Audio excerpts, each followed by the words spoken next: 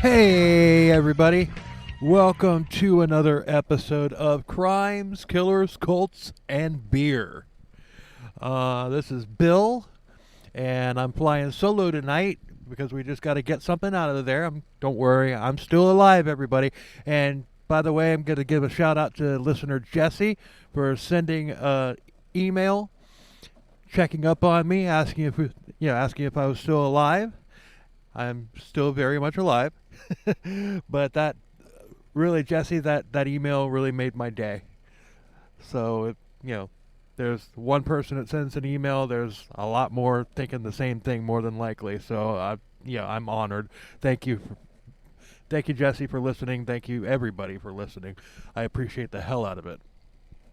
Sandra is away on a vacation to Ireland at the moment, and I just decided that, you know what, I'm going to go ahead and just do an episode solo. I've never done this before, but, just to get something out there. And I miss doing it too, even if I can't do it with anybody. And this is audio only because the laptop that I have with me in the truck is not very good. So I can't do video right now. So basically I'm going to give you a little recap of what's been going on with me. Around the time when Todd died, I had been, I had thought that I had found a job that was going to get me out of truck driving, which was something that I wanted to do. I didn't want to do it anymore, and I thought that it was going to be something where, I'd be able to work like 9 to 5, Monday through Friday, and make comparable money to what I was making as a truck driver. I was going to be trained to do dispatching and brokering for trucking. And it was a work-from-home job as well, which would have been awesome because I am a single father of a teenage girl. And and I have custody of her. So, that would have worked out just fine, perfectly. Well, it didn't go that way. It turned out it was a scam, but it was a very clever one because I had vetted this organization for an entire year before I decided to pull the trigger on it. So I did my due diligence. It was just, you win some, you lose some, I guess. But as a result, I waited too long before I decided to go back to trucking. I tried to go back to my old job, but that was when the tariffs, when I decided to go back, the tariffs had happened, and the company that I worked for previously had to cut 6 drivers, so they couldn't exactly bring me back at that point because tariffs, yay tariffs. So I wound up going back over the road with another company. I was over the road for about a month, and then they switched me to a local route here in Florida, which is what I had requested when I first went to work for this this new company. It's a good job. And I've been with that since, I guess, the beginning of August. And I'm about to become a trainer as well, so which means a major pay increase. But I'm basically living, in a truck right now because I had to put everything in storage and everything because I got so far behind on my bills and all that stuff.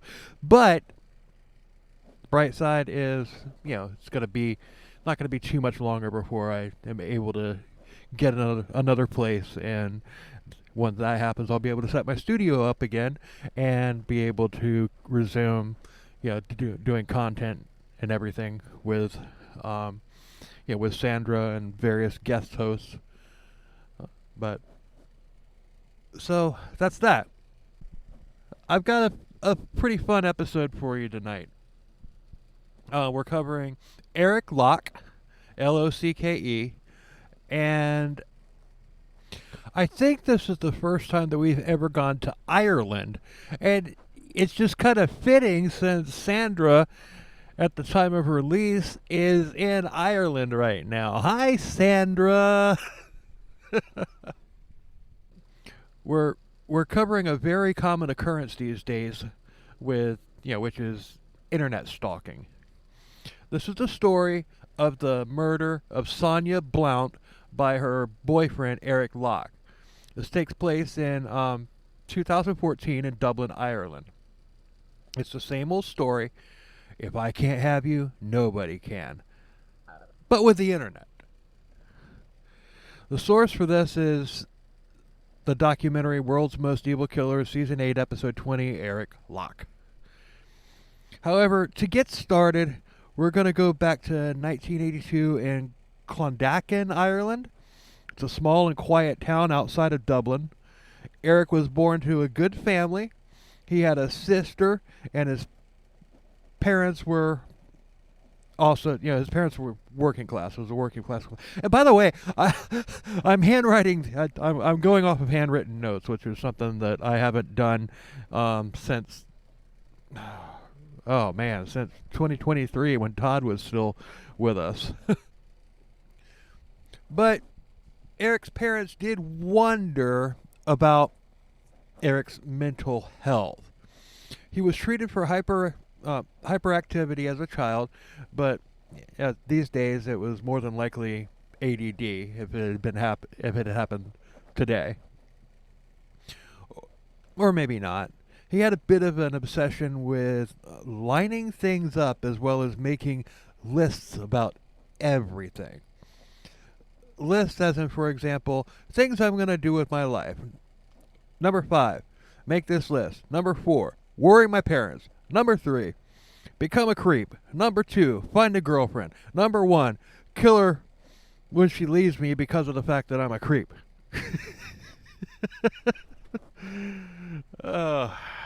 Oh, Eric.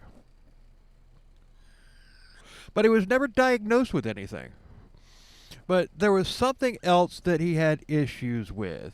Eric Locke was born with a deformed pee-pee. You heard me right. His urethra was on the underside, and I'm not even making this up, I promise. He was born that way, and they attempted surgery to fix it, but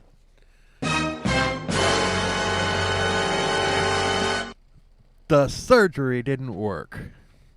And I have questions. Number 1, how did they correct that? Number 2, didn't that mean that he was born with a deformed pee-pee, as in he was diagnosed with it?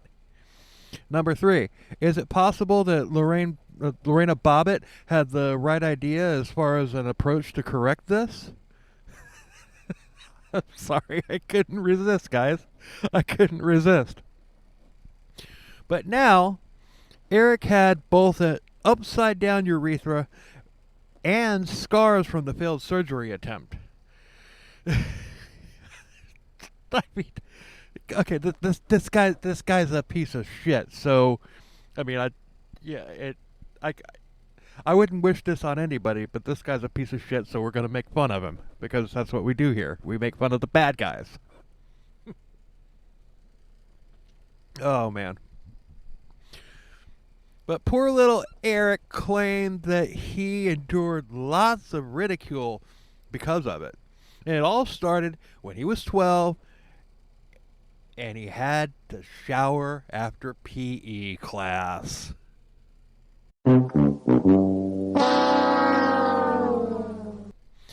As a teenager, he was described as being weird with women. And it wasn't that he couldn't get a girlfriend. He was a good-looking guy, but his relationships never lasted very long. The women would always just leave him quickly. And it's like, bye. Don't call me, I'll call you. But have you ever heard of somebody who was charming but dead behind the eyes? Like, just, I don't know. That's how a friend of his described him. This means that he had one hell of a verbal game to compensate for the dead eyes. He wasn't violent, but put a knife in that, obviously. He had no police record. He was just an oddball. He went to college and got a good job and became a bit of a social butterfly, constantly going out with friends and coworkers. He was a soccer player. Well, for all of you who live outside of the United States, he was a football player. I don't understand why we call football here football, because only two players' feet actually touch the ball in American football. So why call it football? I don't know. But whatever. I still love it. Even though the frickin' Dolphins suck this year. Oh my god, they are so horrible. I've only watched one Dolphins game. No, I've watched two. Well, I watched part of a second one. I've only watched one, and it was week 1, which was September 7th, which was my birthday. And they gave me a stinker of a birthday present. I mean, they just got mopped. And it's just gone downhill from there. But yeah, I'm on strike this year. I'm taking this season off. If they can take it off on the field, I can take it off as a fan, right? So, anyway, hashtag but I digress.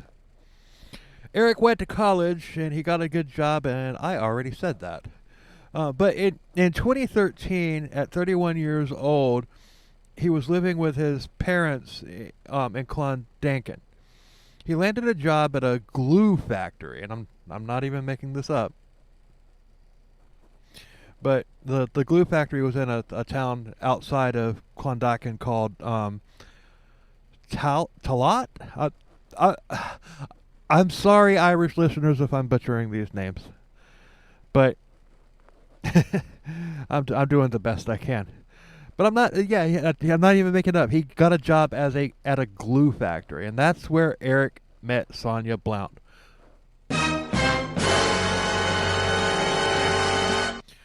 She was also 31 years old, and love was in the air from the moment they met. And they went on a few dates, and the rumor mill started running about the fact that these two people were actually dating. Sonia had been working there for 10 years, and when Eric got a job there, that was it. Sonia was one of 5 kids, and she lived in Talat her entire life. Her parents had divorced, but she helped her mother take care of her 4 younger siblings. She had a tight circle of friends as well. Childcare was her major in college, but she wound up at the glue factory. She also had a toddler, and she was a single mom. And she had that baby, and the father was out of the picture because he was a toxic and domineering prick.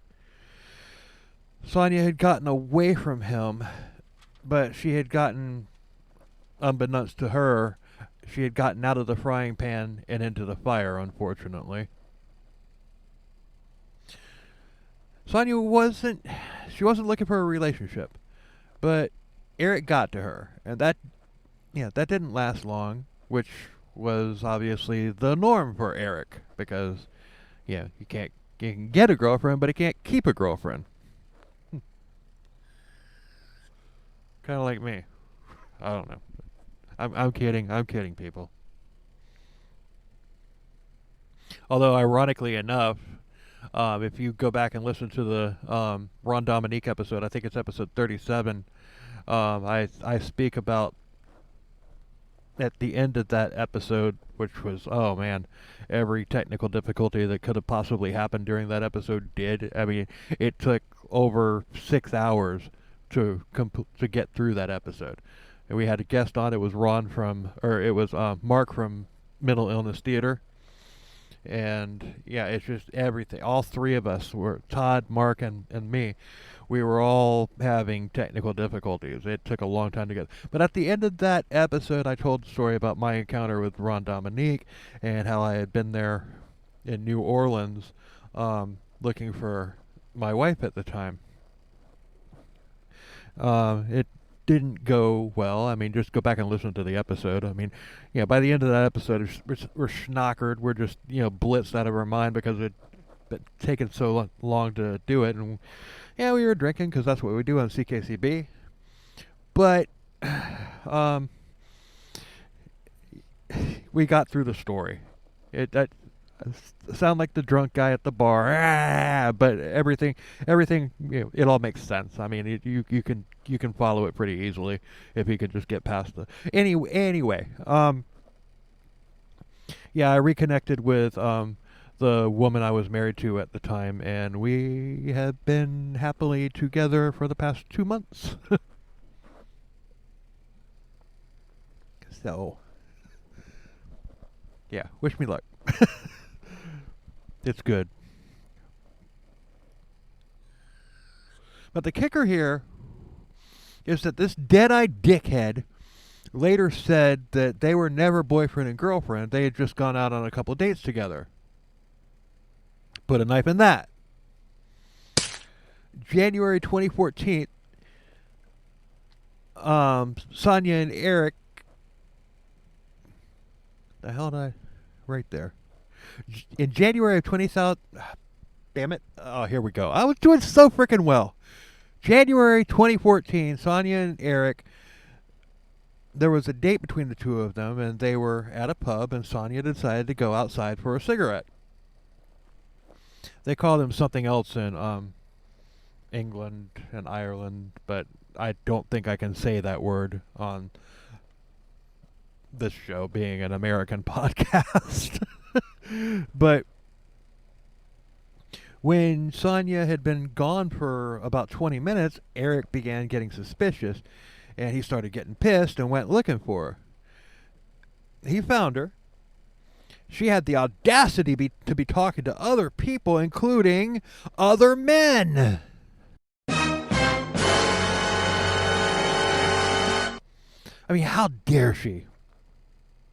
Eric went off on her, calling her a whore, calling her a slut, calling her a bitch, and other choice words. He's a nice guy. But they weren't boyfriend and girlfriend? I'm confused. Yeah, it doesn't make sense. Sonia, when Eric basically just lost his damn mind on her, she took off and left Eric at the bar, where he proceeded to have drink after drink after drink. He finally went home.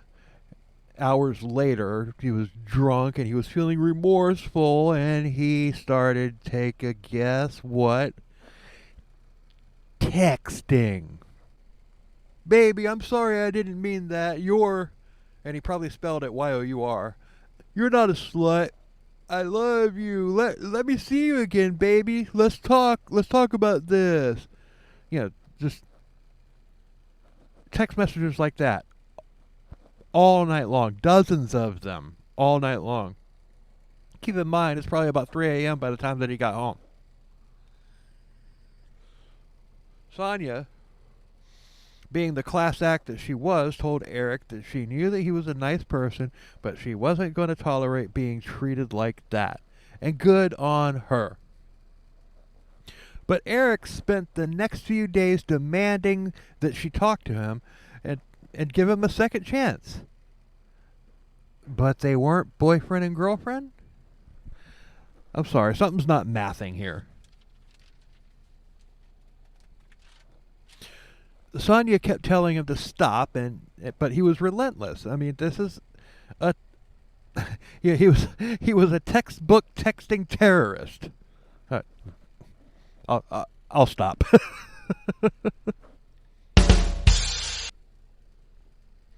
He said in some of the texts that he was insecure because Sonia hadn't told him that he was attractive.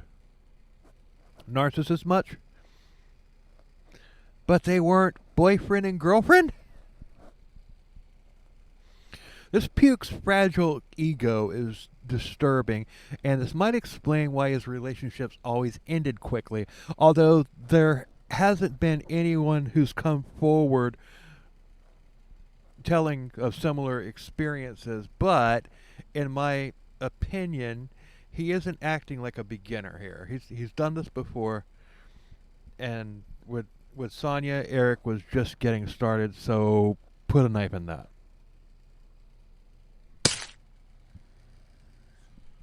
January 13th, 2014. Just 3 days after the breakup of their not a relationship, Eric walked out of his shift at the glue factory and he disappeared. He wasn't at home and he wasn't answering his phone. Sadly, Sonia, being the good person that she was, like I said, texted Eric saying that she was worried about him and asked if he was okay. Eric continued the mind game and waited until the next day to reply. He texted that he was in a hotel room with a rope and that he was sorry.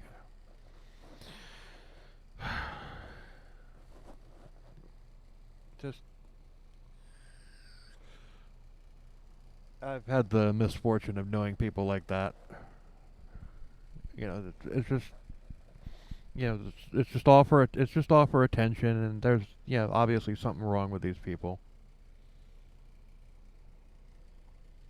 In Florida, we have the Baker Act, which means that you can you can report somebody, if you believe that they're a threat to themselves or other people, and they can be taken into for observation and treatment. And I think I just got ahead of myself. I wrote these notes about 3 weeks ago, so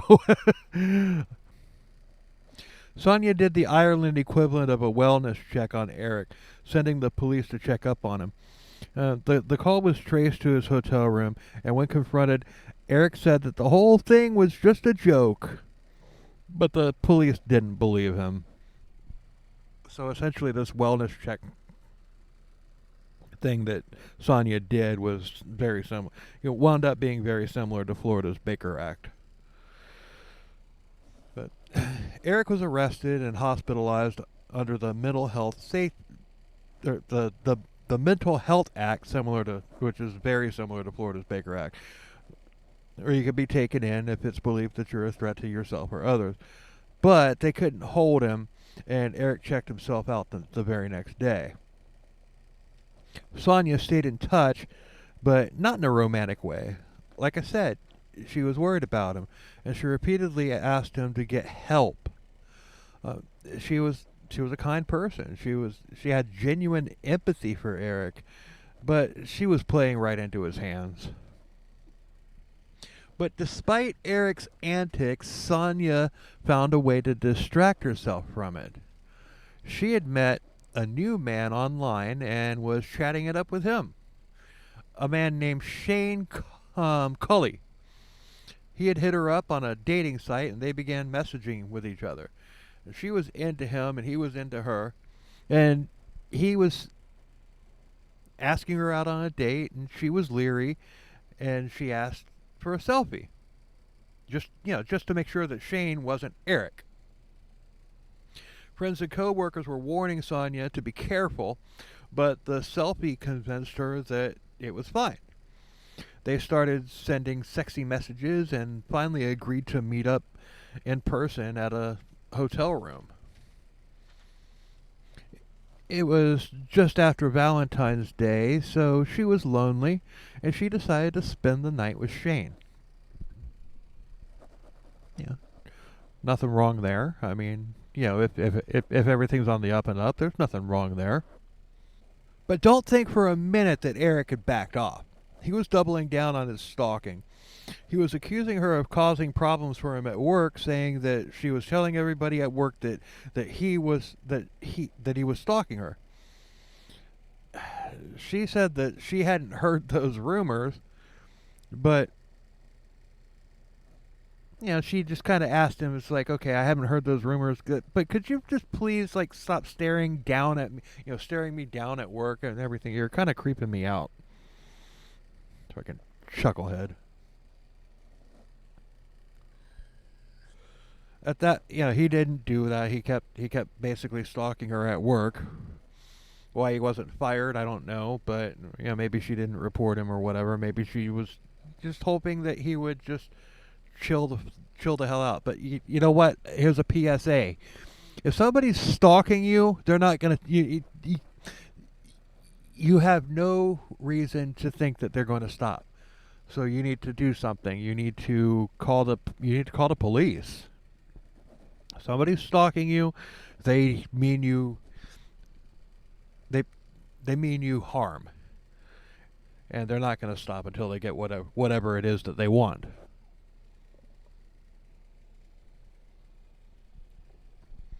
Sonia blocked Eric on social media, and as well as his phone number.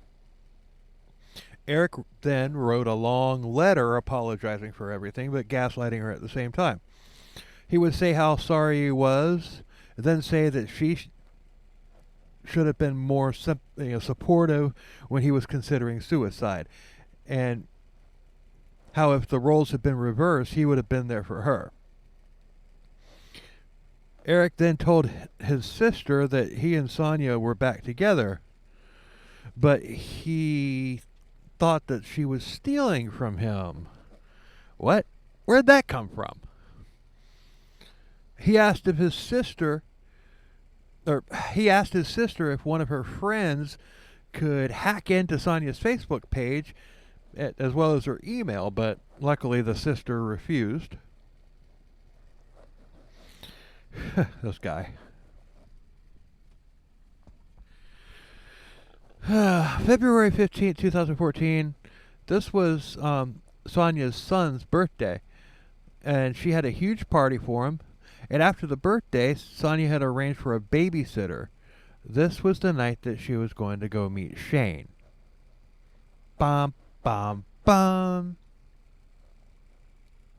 She got to the hotel and she checked in, but she was getting messages from Shane saying that he was running late and asked her to leave a key card at the front desk for him. Yeah. Shane had Sonia get the room. Nice guy.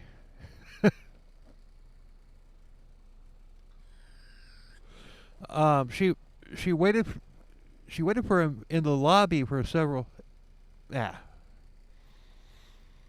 She waited for him in the lobby but several hours had gone by. He kept insisting that she leave the key for him. She said she'd let him in when he got there. I was like, I'll just let you in. Why do I need to leave a key card for you? Oh, just leave a key card for me. I don't know when I'm going to be there. It might be late. So what? The people at the front desk, they're there 24 hours a day. That's their job. I think you can see where this is going. But finally, she caved in and left a key card for him at the front desk. Finally, Shane said that he was on the way. Around midnight, Shane entered the room, not having to knock because he had a key card. But it wasn't Shane, to the surprise of nobody.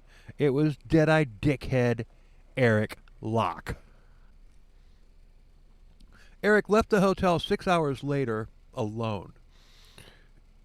He even left up the Do Not Disturb sign on the door. He was seen on CCTV footage trying to cover his face as he went down the hall. He got on the elevator and he went through the lobby. All this is on camera. He never told anybody exactly what happened in the room, but the end result was obviously he had killed Sonia. The cab driver that took Eric home later said that he had asked about a wound on Eric's cheek, and Eric said that he had gotten into a fight at a pub with a girl's boyfriend. Like he was hitting on somebody, he was hitting on somebody's girlfriend, and said boyfriend whooped his damn ass.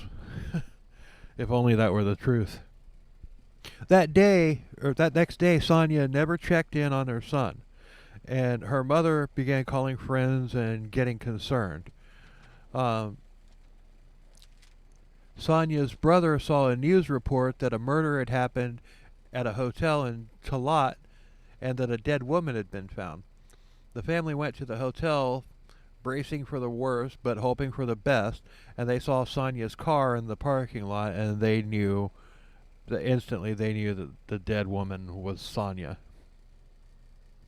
The police asked them to describe Sonia, and they did, and then they asked about a tattoo, and the family described the tattoo as well. Cleaning staff had found Sonia at 3 p.m. She had blood on her face and a fabric stuffed in her mouth, plus a ligature mark on her neck. There was duct tape and a murder kit was found in the room. In the bathroom, there was also bloody towels. Several neck vertebrae had been broken from strangulation, as well as several teeth. Eric had brutalized Sonia.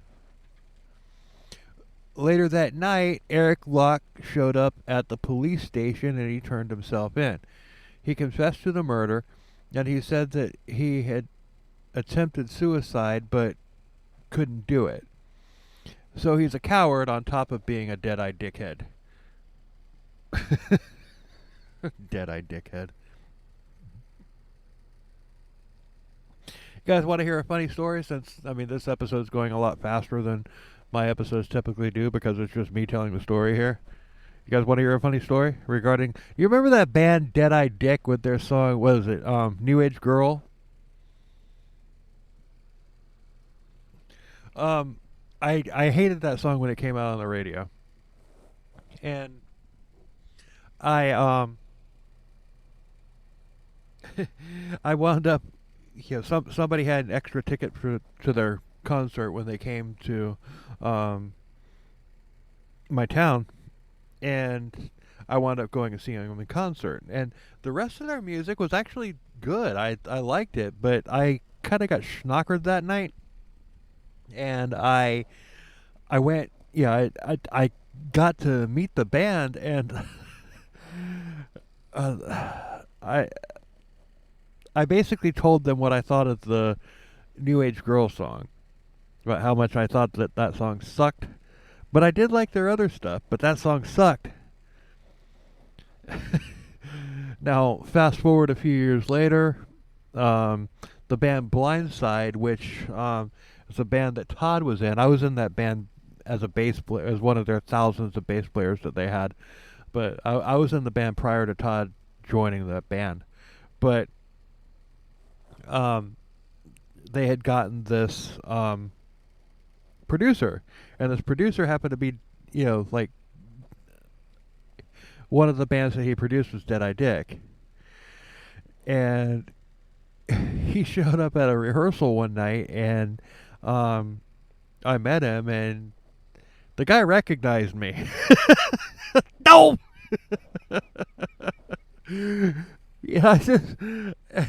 I apologized. I just, I was drunk. He was cool about it. He's just like, yeah, we've all been there. He's like, but we did talk about you that night. I was like, oh man, oh my god. Oh man, that was embarrassing. Anyway, hashtag, but I digress. While Eric admitted to killing Sonia, he also said that it was just an accident. He said that he used the fake profile because Sonia had blocked him.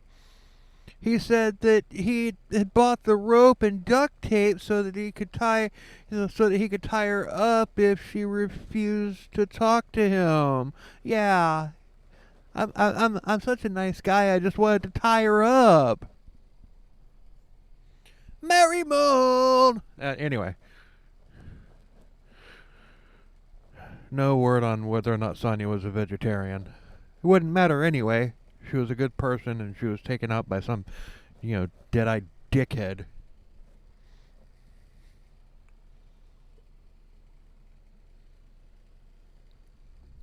Eric said that Sonia was happy to see him and that they had consensual sex. The police didn't buy it. They asked if he had raped Sonia. He said, no. I mean, he had a gun with him, but that was just like to scare her. So, number one, he used a fake profile. Number two, Sonia was happy to see him, even though he wasn't who she was expecting to see. Number three, he pointed a gun at her, but she was still happy to have sex willingly with him. Number four, Killing her was all an accident.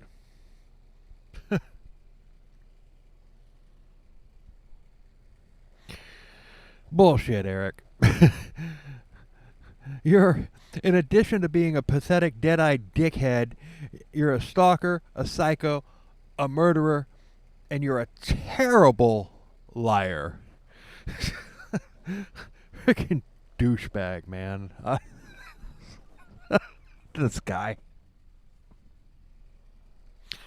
This guy's got to be one of the worst liars that we've ever covered on this show. I mean, really. I mean, I really can't think of anybody more stupid than him with the explanation that he provided during his confession.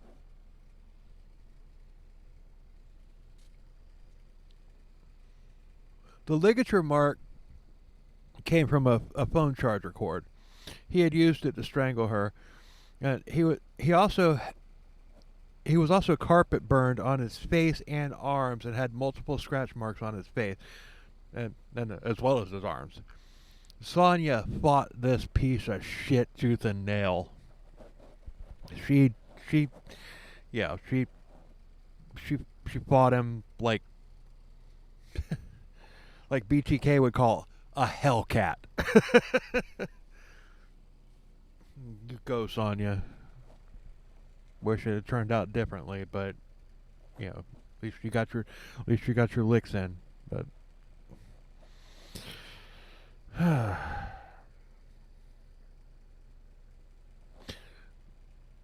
later, his DNA was found all over Sonia. I mean, it was obvious she had been raped.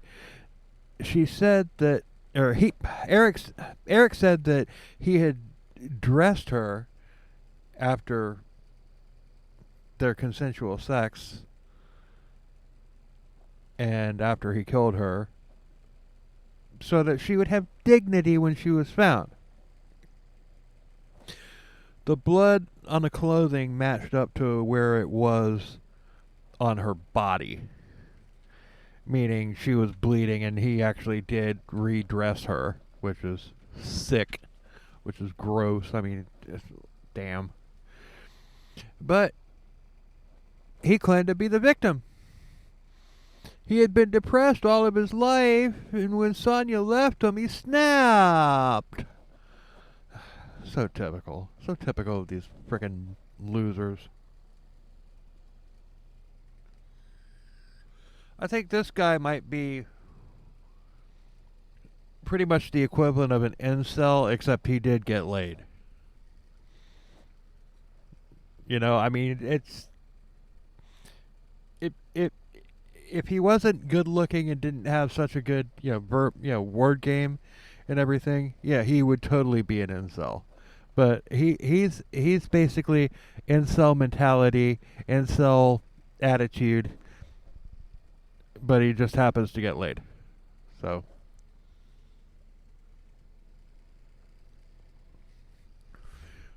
he was charged with Sonia's murder and was taken to the district judge.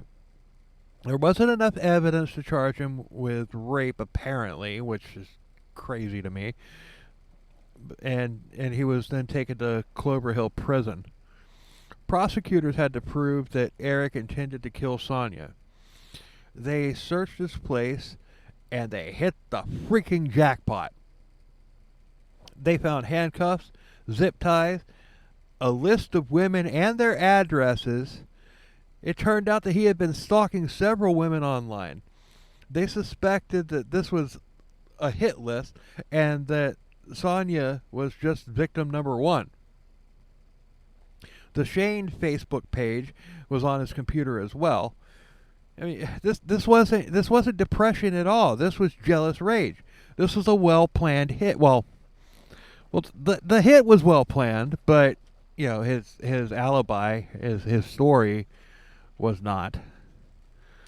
But Eric knew all of Sonia's personality traits, as in what it would take to win her trust, and that's exactly what Shane did. It's like, but still, I mean, if you know all of this, why not just be a good person? If you can pretend to be a good person, why not just be a good person? I've never understood that about some of these assholes that just and it's men and women. I mean, women, women can do it too. They can present themselves to be all charming and all that stuff, and all of a sudden, I'm a demon. But yeah, but it's more with men. Men are, you know, he knew how to be a good guy, and that's how he was able to use the Shane persona to get to her. Why not just do that? Don't you think he'd be happier? I mean, seriously, I don't get these people that obsess over somebody that they've broken up with. It just doesn't make any sense to me. But like I said earlier, there's something wrong upstairs. They got a screw loose. They need help. But once you cross that line and once you kill somebody or hurt somebody or whatever, guess what? All he needs help or whatever. That just goes out the window. He's not. Yeah, you don't come back from that. Sorry, not sorry. May 8th, 2017. Eric Locke went on trial for Sonia's murder, and after several delays. Oh wait, let me start that over again. May 8th, 2017, Eric Locke went on trial for Sonia's murder after several delays. The defense was stalling and asking for psychiatric reports on Eric. Eric maintained that he wasn't a murderer. He pled not guilty. The courtroom was packed, and both Sonia and Eric's families were there along with reporters and spectators. The prosecutor wanted to convince the jury that he was a killer and he was a threat to women. The defense was banking on his mental state, a mental disorder, basically temporary insanity. I mean, this could result in a manslaughter, not murder. But he also had ADHD and bipolar disability as well, or borderline personality disorder as well.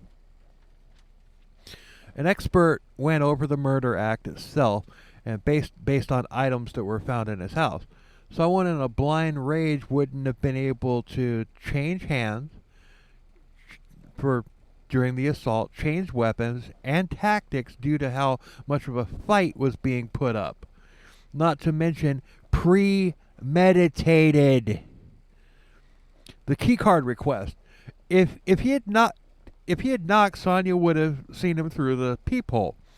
So he brought a kill kit with him, which included a gun, and he tried to cover his tracks, saying, trying to hide his face. He was also seen on CCTV throwing away his cell phone. Dumbass. I mean, not that I'm rooting for him, but still, you're a freaking idiot. This wasn't blind rage, it was vengeance. He believed that he deserved Sonya, and he was going to be in charge of Sonya, and she betrayed him. Maybe she just wanted to be treated like a freaking person. I mean, seriously. May 27th, the jury returned with a verdict.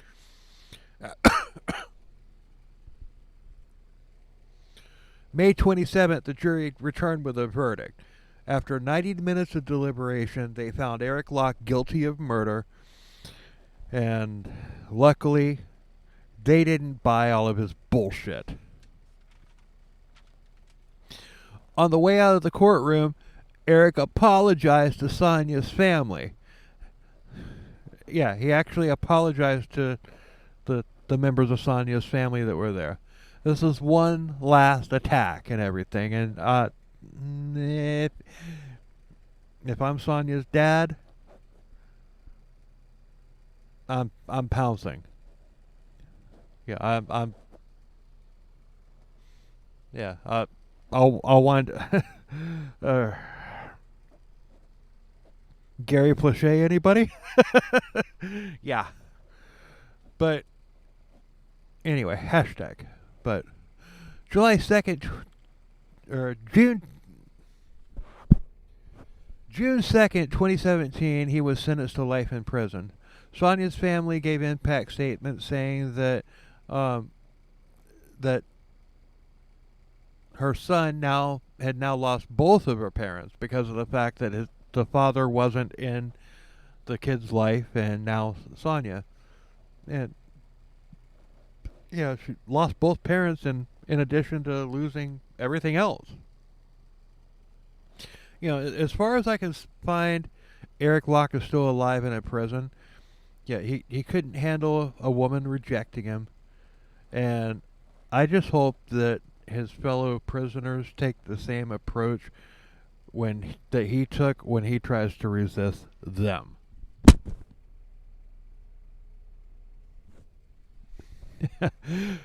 Thanks for listening, everybody. Hope you enjoyed it. You're gonna have to let me know what you thought of the solo episode on. You're gonna have to let me know on the socials and everything. Just definitely, let me know. And this isn't gonna turn into a one man show. Sandra is still my co-host, and I still plan on having guests and everything in the future and everything.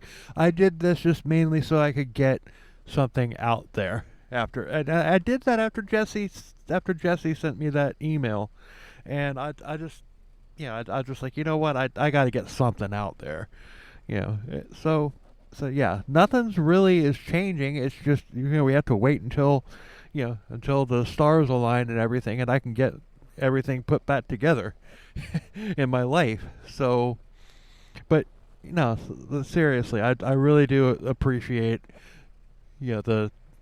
I appreciate y'all listening to this podcast and everything. It's not going anywhere. CKCP will be back in full force, soon. I can't give you an exact date, but it will be soon. And also, I've been talking with Sandra, and it's possible. It's very possible that I might start going over to her place and recording episodes there with her.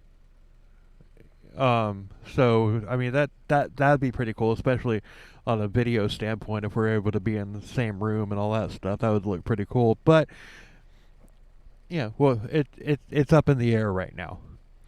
But anyway, thanks for listening. Appreciate the hell out of it. Like, share, subscribe, review, do all the stuff and everything. And until next time, later.